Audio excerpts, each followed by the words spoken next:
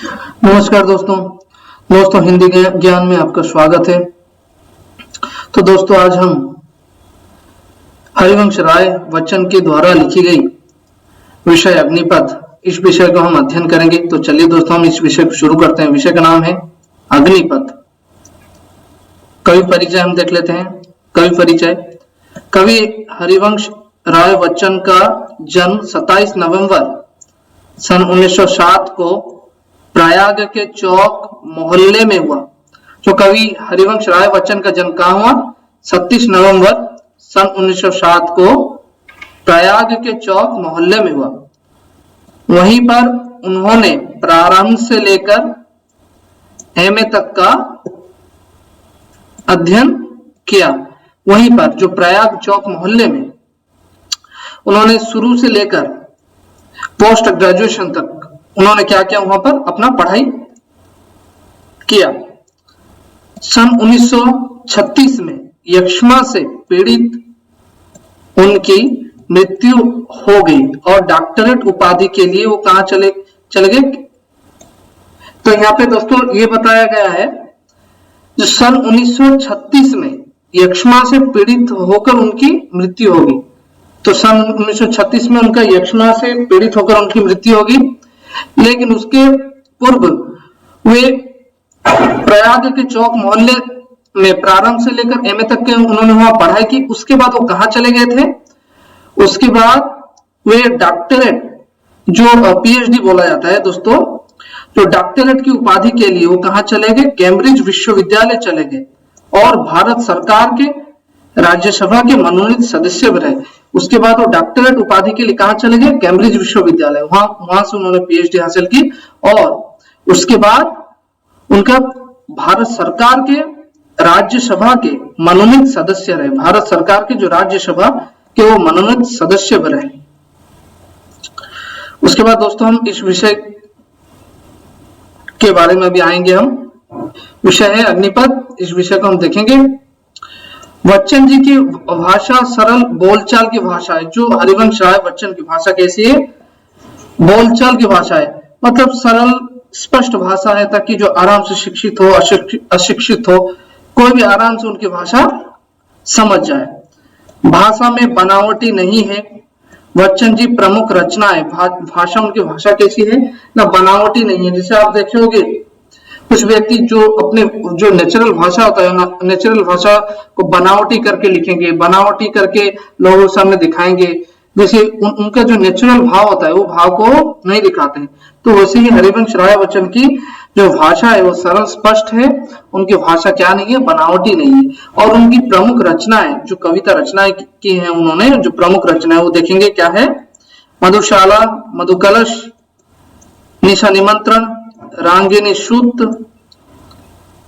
सूत की माला, प्रणय पत्रिका लिखे हैं। ये सभी उनकी प्रमुख रचना है। तो क्या क्या प्रमुख रचना दोस्तों, ये सबका आपको ध्यान देना है। मधुशाला, मधुकलश, निशा निमंत्रण, रांगिनी सूत्र की माला, प्रणय पत्रिका लिखे गए हैं। तो दोस्तों अभी अग्निपथ के विषय में हरिवंश राय बच्चन क्या कहना चाहते हैं, इसको हम देखेंगे अच्छे तरीके से। हरिवंश राय बच्चन अग्निपथ विषय से हमें यह कहना चाहते हैं, पेड़ जितना भी बड़ा हो हमें कभी भी उसकी एक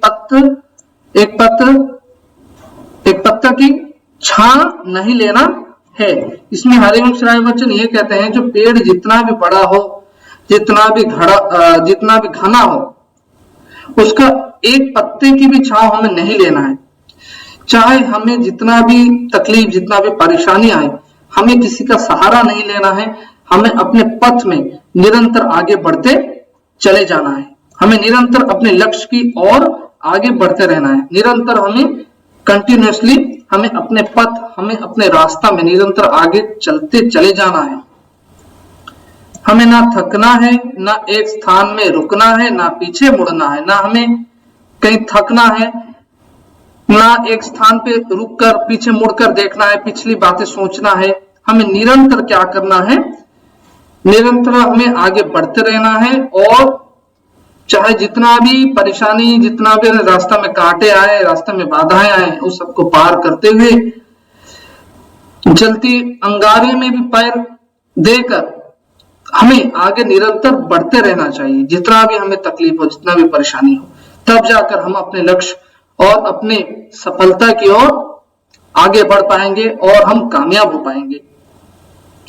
कवि कहते हैं हमें प्रतिज्ञा करना है, ये अग्निपथ या कठिन भरे रास्ते को पार कर जीवन के पथ में हमें निरंतर आगे बढ़ते रहना है। कवि इस अग्निपथ विषय से ये कहना चाहते हैं, हरिवंश राय बच्चन जी ये कहना चाहते हैं, जो हमें प्रण लेना है, प्रतिज्ञा करना है, जो अग्निपथ, जो कठिन से भरा हुआ रास्ता को पार करते हुए हमें अपने जीवन के रास्ते में निरंतर आगे कंटिन्यूअसली बढ़ते रहना है। चाहे जितना भी परेशानी, जितना भी बाधा, जितना भी दुख, जितना भी पीड़ा है, हमें किसकी परवाह ना करते हुए निरंतर अपने लक्ष्य की ओर आगे बढ़ते रहना चाहिए।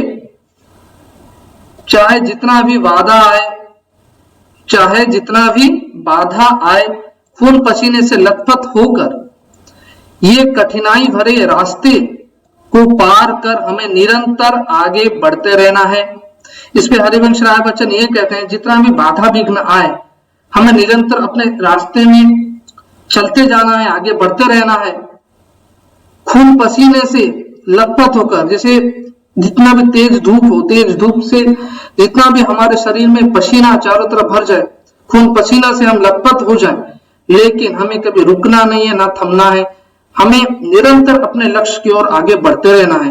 तभी जाकर वो ऐसा एक महान दृश्य और ऐसा एक खूबसूरत दृश्य होगा, जो मनुष्य का दृश्य महान दृश्य होगा। जितना भी बाधा आए, रास्ते में कांटे हो, लेकिन मनुष्य चलते हुए अपने लक्ष्य में पहुंचेगा। इसमें ये बड़ी बढ़िया बातें बताई गई है।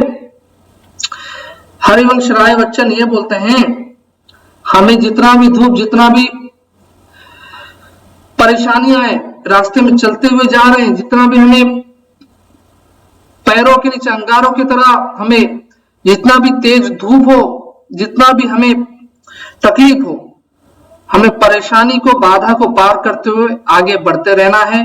चाहे हम खून से पसीने से भीग जाए पूरा शरीर, लेकिन फिर भी हमें कोई पत्ते की, कोई पेड़ के नीचे छांव हमें नहीं लेना है, उसका सहारा नहीं लेना है।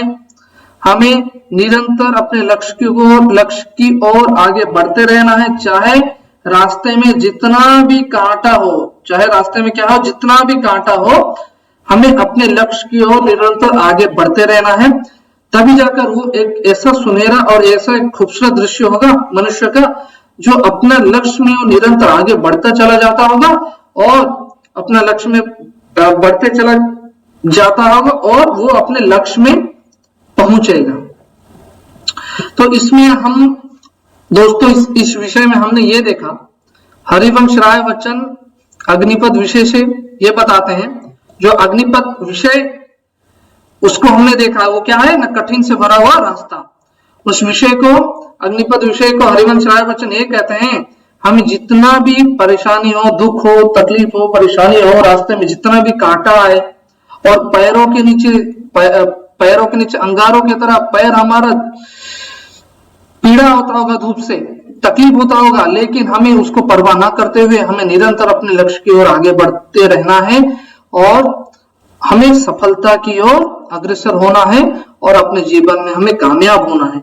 कब यह संभव होगा? जब हम निरंतर अपने लक्ष्य की ओर आगे बढ़ते रहेंगे। खून पसीनों से लथपथ होकर पूरा शरीर हमारा भीग गया होगा, पसीनों से हमारा शरीर पूरा भीग गया होगा, फिर भी हमें निरंतर अपने लक्ष्य की ओर आगे बढ़ते चले जा रहे होंगे। वही एक महान दृश्य होगा मनुष्य का। तब मनुष्य अपने जीवन में कामयाब हो पाएगा। तो आशा करता हूं दोस्तों आपको इस विषय से संबंधित कुछ तथ्यों को आपको समझ में आई होगी। आपने ये अग्निपथ विषय को समझा होगा। ये विषय को हरिवंश राय बच्चन ने लिखा है, बहुत खूबसूरत, बहुत एक चित्रण प्रस्तुत करके इस विषय को हरिवंश राय बच्चन ने लिखा है। तो दोस्तों उम्मीद है आपको इस विषय को अच्छी तरीके से समझ में आई होगी।